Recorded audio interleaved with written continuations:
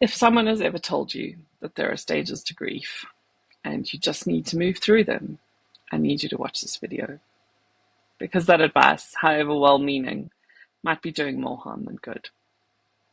I'm Bianca. I'm an empowerment coach and an author, and I help people navigate pregnancy loss, particularly helping them integrate the grief into their lives and find the hope. And I literally wrote the book. I would like to show you the grief models that actually reflect real life. Elisabeth Kübler-Ross wrote about the stages of grief and claimed initially that there were 5 stages: denial, anger, bargaining, depression, and then acceptance. I'd like to say that firstly, there's a lot more stages than that. And over years, people have added various stages. But that model suggests that you move through from hurt through to denial, anger, bargaining, depression, all the way through to acceptance and adjustment.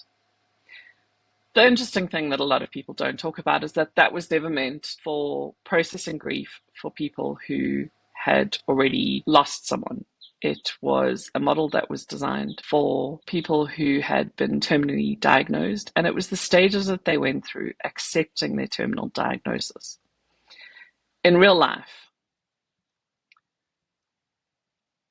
we have a lot of these stages that we may experience, but you don't move through them one by one. You literally go all over the place, and you may move from denial to hope and back to fear, over to depression, feeling shock, numbness, finding the hope, and everything in between. So it's important to understand that these stages of grief were never meant for people who had actually lost someone. They were designed for people who had been given bad news, and it was the stages they went through accepting that bad news.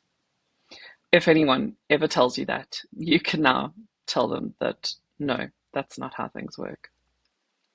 My favorite way to explain grief is the ball in the box metaphor. Imagine your life as a box, and inside that box is a ball which is bouncing around, and the ball is your grief. On one of the edges of the box is a button, which is pain or trigger.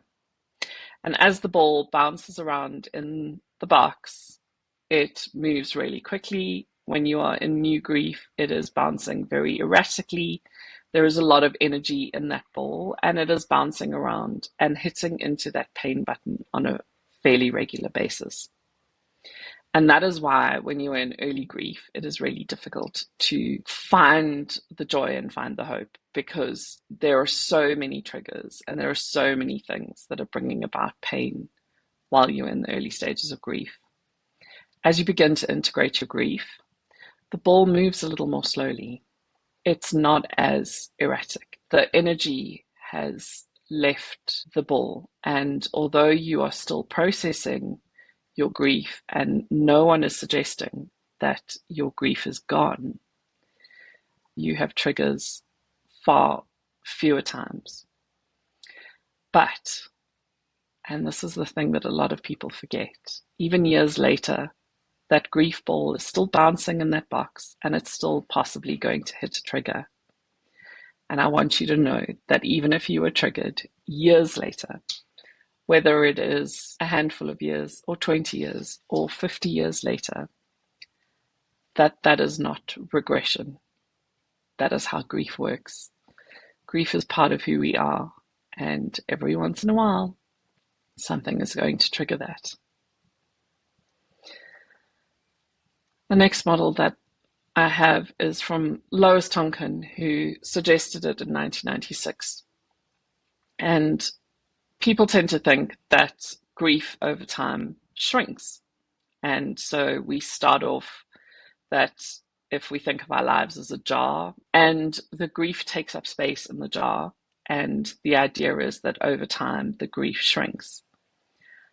I really appreciate what Lois said, that actually it's not the grief that shrinks, but it's our jar or our life that grows. So we start off where grief is taking up a lot of the space in the jar, Our grief size doesn't change. We still carry that grief with us.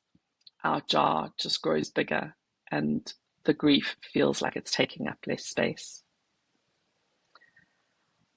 All of these models have something useful in them. None of them is the whole truth, though.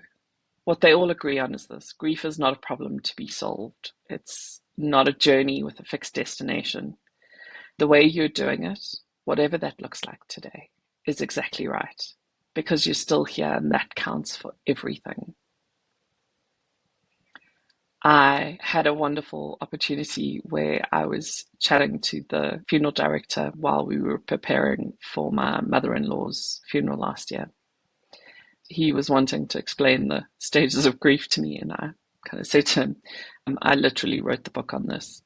If you know someone who needs help understanding that their grief is not something to get over, their grief is not something to move through, their grief is something to integrate and grow around, then I would like to recommend my book to you. Because if you want to go deeper, all of these lines is my story of pregnancy, loss, and hope, and I describe the models in the book. If you've enjoyed this video, please share it with someone who may get value out of that, or someone who would like to understand their grief better. If you'd like to hear more of my story, you can buy my book at all of the places where books are sold. Otherwise, please subscribe to my YouTube channel. I bring out a video every Monday, and I cover things like grief, integrating your pregnancy loss, and various tools to help you understand your loss. Thank you for being here.